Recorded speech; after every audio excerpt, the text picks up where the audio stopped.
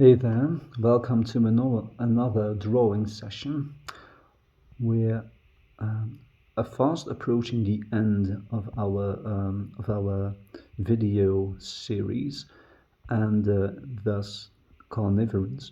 And the family we're going to make a drawing of today is that of the mongooses, herpestids, for those who want to have the more scientific term. Now, mongooses might not be the most well-known of carnivoran groups, though one of their members is probably one of its most famous and well-known ones. One of the best known species of the entire carnivoran order, namely the so-called meerkat. But I'm not going to draw you a meerkat, that would be too obvious. Besides, I think, as far as I can actually say something like that meerkats are a bit overrated, because as mongooses go, they're really one of the least interesting and most scruffy looking of the lot. And I'm quite more fond of other species. The one I'm drawing now is a so-called Bushy-tailed Mongoose, and not a particularly well-known species from Africa. And it's also a very beautiful one.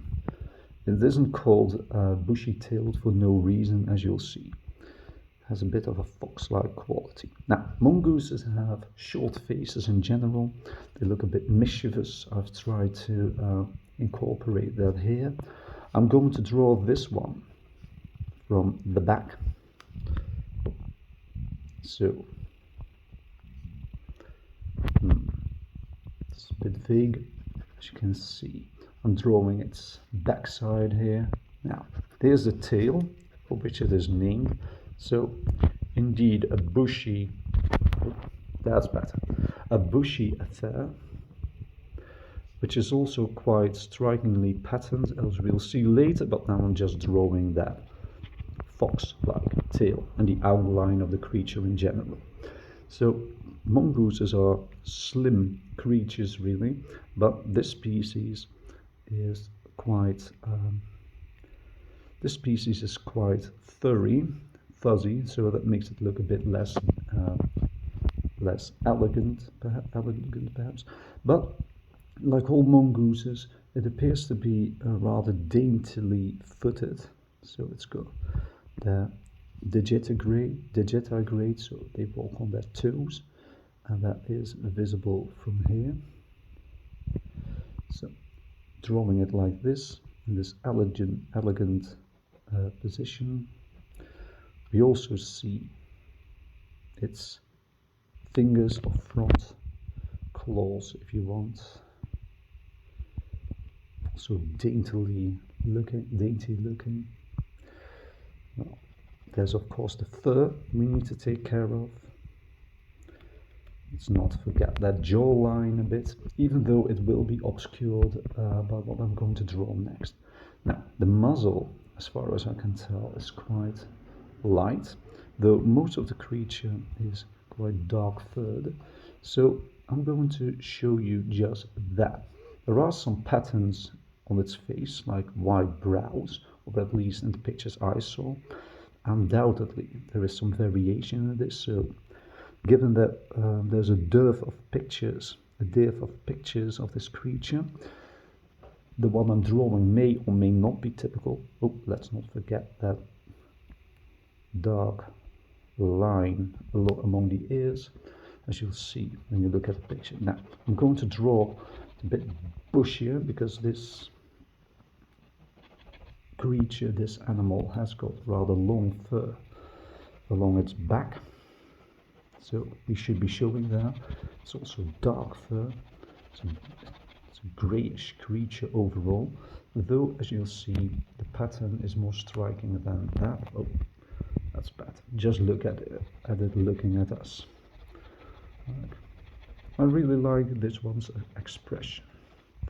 So I'm going to draw this here first. So let's have that fur prominently showing. Now, this is mostly the fur on the top side of the creature, as well as the tail. Now the tail has got a very black, very dark band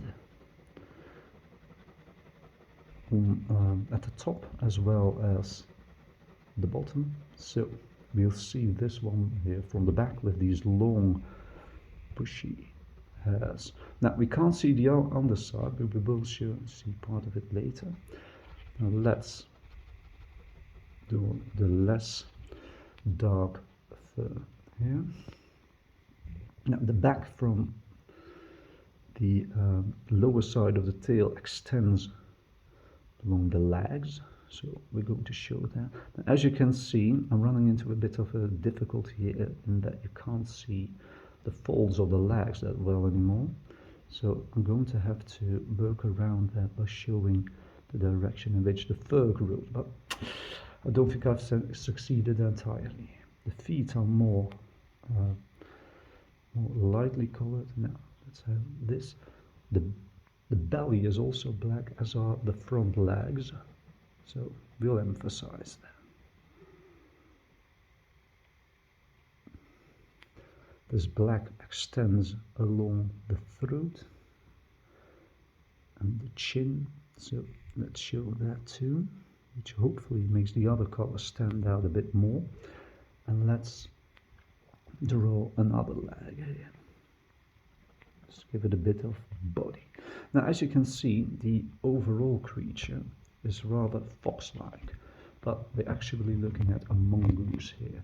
The creature is mostly known for being well, a bit weasel-like, fast, slithery creatures really. If you've ever seen a typical mongoose, so not a meerkat move, you'll know what I mean by slithery.